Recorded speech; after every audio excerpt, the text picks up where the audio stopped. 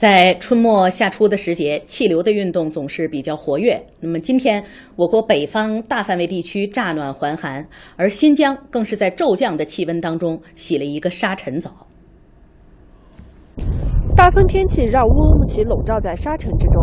我现在是在一个15层建筑物的楼顶，那大家可以看到我身后大约离我有200米的距离有一栋建筑物，我们可以在这可以看清楚它的整体。那其实在它不远处还有一栋建筑物，大约离我有500米左右。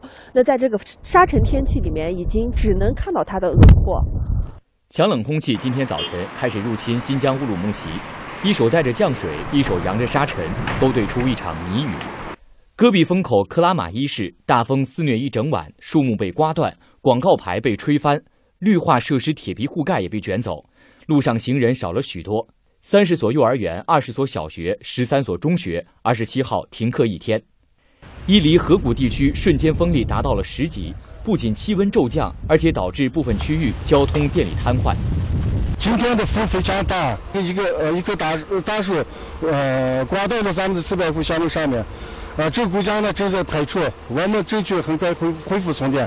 兰新铁路部分地区风力达到12级以上，致使兰新铁路与南疆铁路共13趟客运列车在沿线停轮避风。气象部门预计，北疆今天夜间将转晴，但南疆中东部地区明天沙尘将加重。